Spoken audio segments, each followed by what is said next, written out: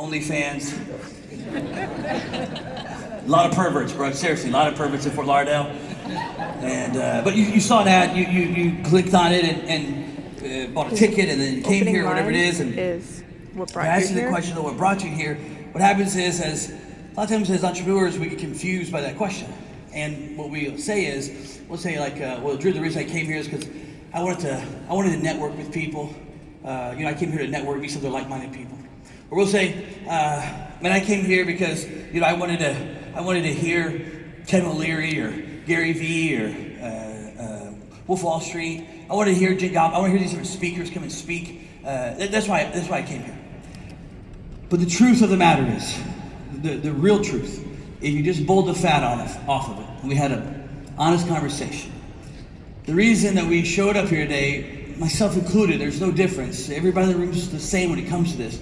We showed up here today because we really wanted to learn how to make more money. That's it. That's why your ass is here. It was that you had nothing to do today. It's that you want to learn how to make more. But when I say that, we can't say that shit. That'd be the worst to say that we're in business and we're trying to make money. Could you imagine saying that shit out loud? And so what we do as entrepreneurs is we say anything except for that.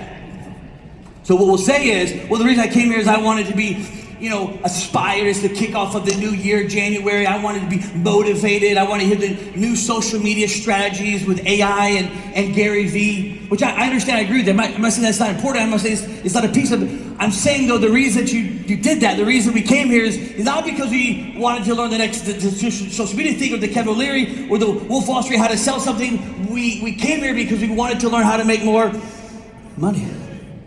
Because the reason you want to learn about the new social media strategy through Gary Vee and AI is because you want to go fucking apply that shit so you can make more money.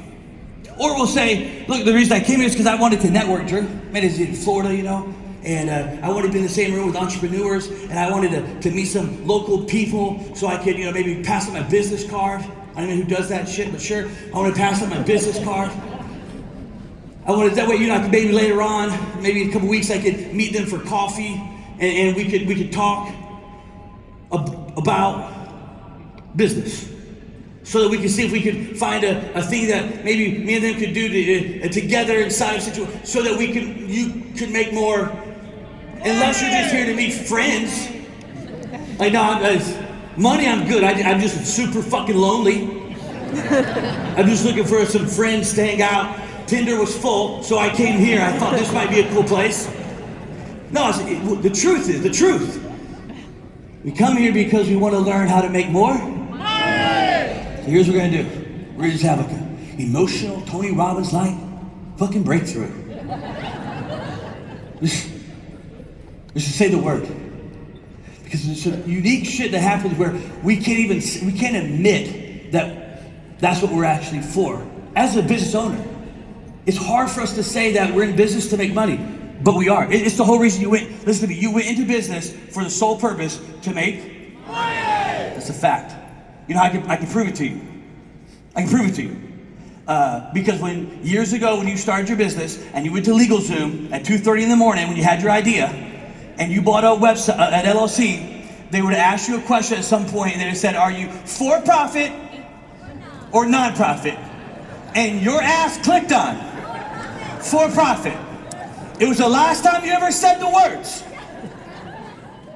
But legally, that's what you're doing. You're here to learn how to make more. You're in business because you want to make more. It's a fact. So let's just start this shit like count of 3. We're just gonna say it. We should just get it out of you, bro. It's okay. It's just truth. I'm making light of a very serious situation that we struggle with as entrepreneurs. Because we think if we make money, we're bad people, we're greedy, we're taking advantage of somebody. That comes from years and years of programming in our lives. So on the count of 3, I'll say it, and you say the word. Here we go. You ready for Tony Robbins shit? The count of 3. We're all here to learn how to make more money. That's it, bro. That's the facts. Now listen, there's some of you, I see you. You're just like this. I'm not gonna fucking say that shit. You don't have to, man. Listen, I'm not here to argue with you. I would assume at this point in your life, you're fucking used to being wrong at this point. So I have no desire to argue with you. What I'm here to talk about is a true thing that we all get stuck with. We all battle with. The reason we all came here is because we learn to make more money. And it's tough because if you're like me, I'm what's called first generation business owner. Anybody else in here first generation? First generation business owners? Well, that means we don't know shit. We don't know anything. My mom and dad were school teachers, okay? We didn't know anything about business. We started it. We're gonna first generation, we're gonna go fix the stuff. My family's broke, tired of them being broke. I'm gonna go fix it. How are you gonna fix it? I'm gonna start a business. What are you gonna do? I don't know. But I'm gonna fix this shit, bro. And we go start business, but we don't know anything. Like sincerely, we didn't go to business school. My degree is in teaching, education. We don't know anything. We don't know nothing about business. When I got started in business, like I said, my mom and dad were school teachers. And when I got started in business, no one in the family had built a business or anything. And a lot of us grew up poor. You grew up, many people in this room, there's levels of poor, many of us grew up in a poor room. I grew up with my mom and dad, I lived on a thing called WIC as a kid. I know WIC, W-I-C-K, you might know what WIC is? If you know what WIC is, it means you know I ate a lot of government cheese as a kid. You know I ate kick cereal, which is just fucking cardboard balls in a box. No flavor. You know I drank juicy juice from a metal can. Mom had to pop the holes. You know, that's true, man. We didn't grow up with money. So when I went to start my first business, I didn't really think. I went to my mom and dad and said, "Hey, I need this is pre-legal Zoom, internet stuff." I said, "I need to open a business up. I'm gonna do this business." And my mom and dad had this little accountant. She was like a part-time CPA, stay-at-home mom, CPA, part-time. Like did their taxes, as a teacher. I said, "Well, go talk to her name was Sandy. Go talk to Sandy." It's like year 2000. I was like, "Oh, okay, yeah, cool." I go talk to Sandy. I said, "Hey, I need to open a business or whatever." She's like, "Okay." She does some paperwork for me, gets all this. She says, "Come back and I'll call you when it's ready." Because it's not like, again, right now you get the business, bang, you got it. She calls you back in a couple of weeks. She says, "Hey, I got your LLC ready for you." And she had this like black binder, had the name on the side of that. I opened that thing up, dude, had all these corporate docs in it. Like when you're 19 years old, and you don't come from any money, and you see that, you're flipping through that shit, and it's like, oh, I made it. I made it, man. And then she handed me, she said, "I got you a corporate seal." I said, "What's a corporate seal?" She says, "It's a stamp thing, and you can stamp shit." I said, "Give it to me." Bro, I was stamping shit with my LLC, anything could find, stamp mine.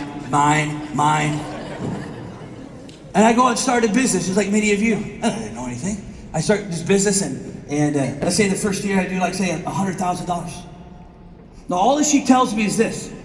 She said, "Listen, this year when you start your business," she said, "just keep all your receipts." I said, "Okay." She said, "Whatever you do, just keep the receipts." I said, "Got it." Again, this was early 2000, so back then I would keep this, I did like say 100 grand, I kept all these receipts. And back then we didn't have apps and